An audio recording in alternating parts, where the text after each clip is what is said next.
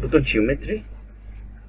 Potentiometry is based on measurement of an electrical potential between two electrodes. One of the electrode, the measuring or sensing electrode, is affected by contact with ion in solution. The potential between the measuring electrode and a stable reference electrode is altered as the concentration of ions changes.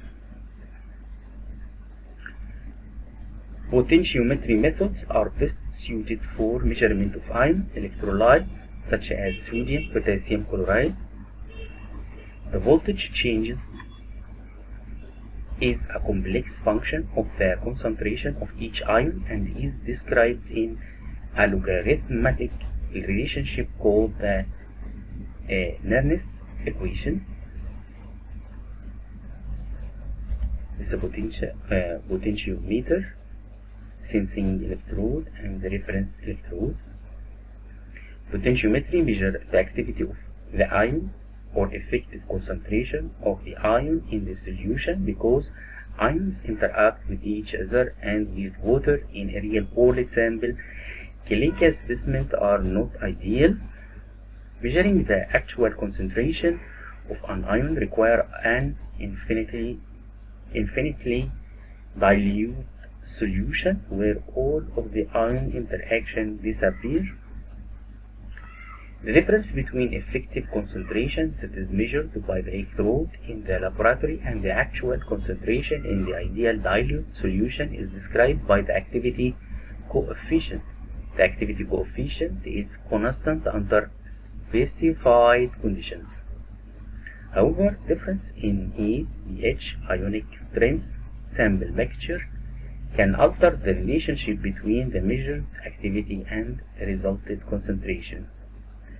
So many chemistry analyzers dilute the specimen into a solution for fixed ionic strength and perform the analysis under controlled conditions to minimize these. This is termed an indirect method because the sample is diluted before the potentiometric measurement. Direct methods such as blood gas analyzer measure ion activity in whole blood and control condition with a heat plug. Endpoint reactions. Endpoint reactions are especially suitable for chemical reactions that are completed in a relatively short time and are stoichiometric, meaning that they produce one product molecule of complex for each molecule of analyte.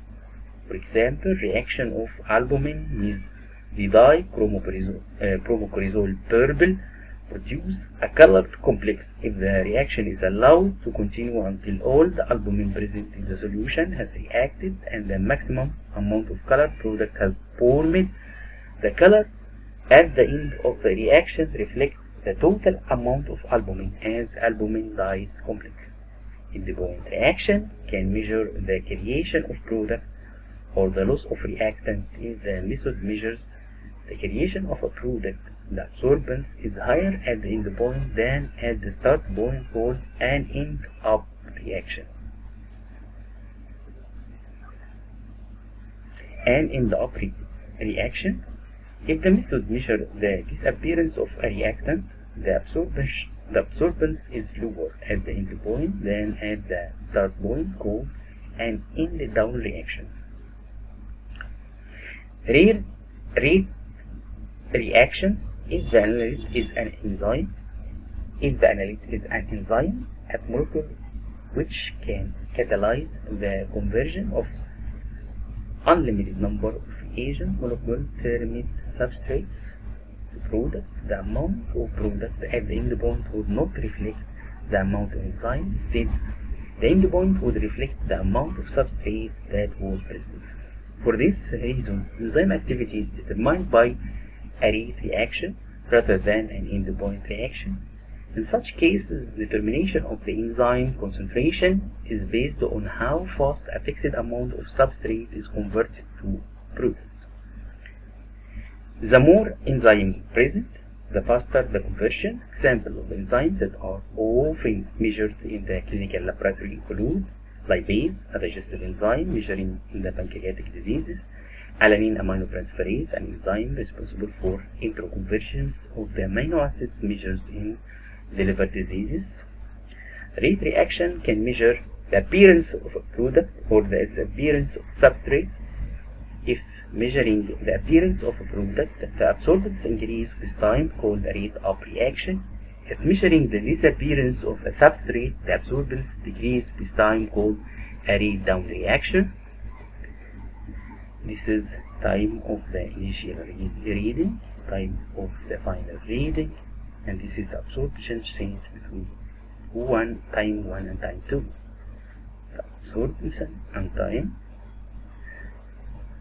Rate reaction may also be used for measurement of analytes that are not enzymes. For example, if reaction is very slow to reach an endpoint, a rate methods may be more practical in order to obtain a result in a shorter time frame. Some examples of the analytes other than enzymes that are measured using rate reaction include ammonia, a waste product of protein metabolism, and amikacin, a therapeutic drug.